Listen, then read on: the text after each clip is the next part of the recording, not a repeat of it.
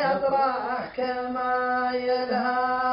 تعلم واعرف ان الدار بقدامك سهل وجبال تطو جبال طولها وجبال بعيونك تخايلها. ومعوض خير يا حين ورتل ما بدون حبال يطول بك الوقوف وشربة الممات الصلاة.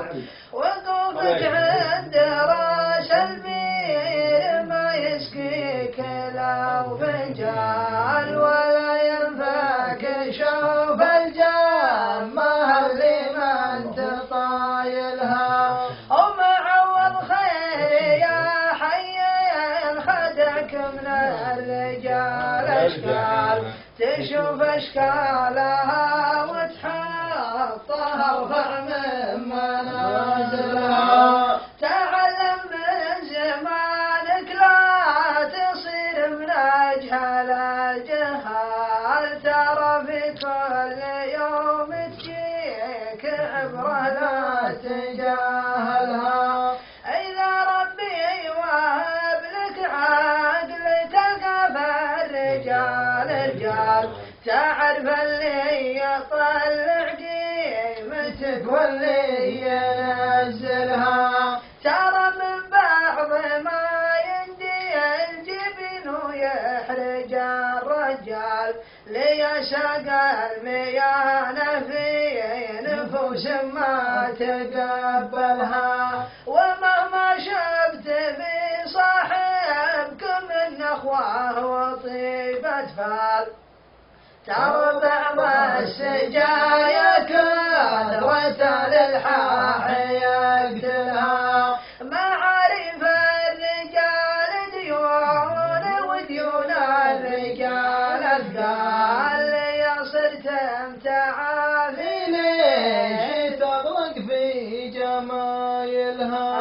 رصيدك في حياتك سمعتك مع طيبين الفال رجال الطيب والمعروف بالمعروف عاملها. ولا تبدي بجاهك في مقام ما يسر الحال ولا تشفع لناس ماتن ومسكن بعايلها. لياجاتك تعذرها مدام ان العذر مدخال ووقت الجد قول لها صحيح ولا تجاملها. وخذ مني نصيحة لا تصدق كل ما ينقال يجرك للنميمة لين يطرحك بحبايلها.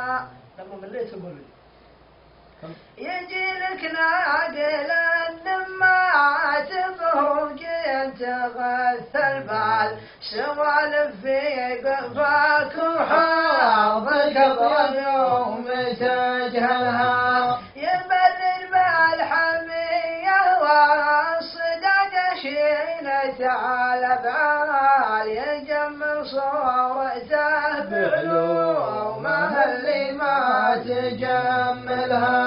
ولو كانت حمية فيك رد مخطية في الحال ولكن استمعها في قفاك وجاك شايلها.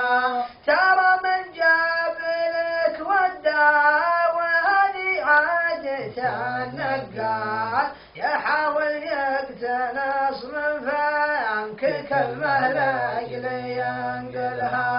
ومثل ما قال عندك راح عنك وعند غيرك قال وزود 10 فوق الكلمة اللي كنت قايلها. تجنب مجلسه لا تجلس الا مع كريم مخصار تحمل ميلته وملت ميلتك تحملها ولا تصبر على الجار رديله وهي 3 ريال تضرك جيرته لو كان بيبانك تقفلها. وبيع الدار بأول شوم تعرض على الدلال ورزقك عند رب كاتب اللقمة وكافلها. وبنتك لا تزوجها الرجيلة وهو كثير المال، تربيها على الطالات وتشوه سلايلها. وكم من لاش يرمي خيبة ابنه فوق راس الخال، لو ان الخال من رؤوس الرجال ومن دلايلها. اليوم انك عرفت تميز الطيب من البطال، وفادتك التجارب في الحياة وفي مسايلها، وكشفت الفرق ما بين الصحيح وحيلة المحتال، وتعلمت الفراسة في الوجيه اللي تقابلها. بعد هذه ترى مالك أنا عن صحبة العقال، يدلونك براي ينقض الدعوة ويفتلها. يقولون الرجال اللي سوالفهم حكم ممتاز، اليوم ضاعت الحيلة يدل القوم عاقلها. نصيحة واحد جرب وشاف من الزمان أهوال، يقدم لك إخلاص الهجرة تنجرب هويلها. أبيات الشاعر عبد الله الطريق. سلامتكم.